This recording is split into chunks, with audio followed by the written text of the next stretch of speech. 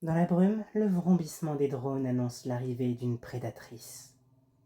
Tout commence à Fortaleza au Brésil. Fille d'un illustrateur japonais nommé Seita et de Belinda, une propriétaire de club de jazz, Adriana grandit entourée d'art et de musique. Très jeune, elle excella dans tout ce qu'elle entreprenait. Mais son intelligence n'était égalée que par son esprit de compétition.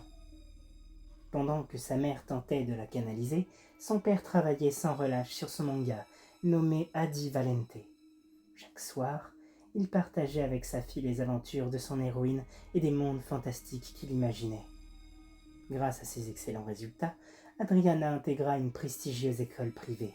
Mais lorsque l'éditeur de son père abandonna son manga, la famille se retrouva en difficulté financière. Adriana fut contrainte de quitter l'établissement avant la fin de ses études, alors que quelqu'un la dépassait au classement. Furieuse, elle passa tout l'été à espionner son rival. Elle apprit ses habitudes, ses loisirs et chacun de ses déplacements. Elle imagina 1000 façons de ruiner sa vie, mais ne passa jamais à l'acte. Quelque chose s'éveilla pourtant en elle.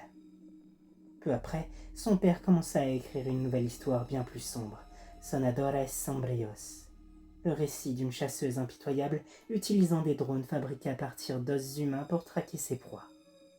Mais avant de terminer son œuvre, Seita disparut sans laisser de traces, ne laissant derrière lui qu'une pile de manuscrits inachevés. Déterminée à réussir, Adriana apprit seule l'économie et l'investissement. En quelques années, elle devint millionnaire, puis bâtit un véritable empire. Elle rachetait des entreprises, licenciait les employés, les vidait de leurs ressources, puis les revendait avec profit. Un jour, deux dirigeants tentèrent de bloquer l'une de ses acquisitions. Alors Adriana les étudia, les suivit, apprit tout ce qu'elle pouvait sur eux, puis les attira dans les Alpes suisses, armée d'un prototype de drone inspiré par le personnage imaginé par son père, et elle les massacra avant de s'emparer de leurs entreprises. Cette sensation devint une addiction.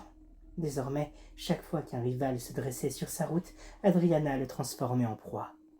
Les années passèrent jusqu'à sa dernière chasse, et après avoir attiré le directeur d'une entreprise dans une forêt isolée du Brésil, elle le traqua durant toute une journée. Mais, alors qu'elle s'apprêtait à l'achever, elle découvrit des témoins. Sans hésiter, elle tua sa victime et se lança à leur poursuite. Alors qu'elle courait entre les arbres, un étrange brouillard noir envahit la forêt. Loin d'éprouver la moindre peur, Adriana sourit et avança dans ce brouillard. La marchande de crâne est désormais une servante de l'entité, se servant de ses drones pour détecter et abattre ses victimes sans pitié.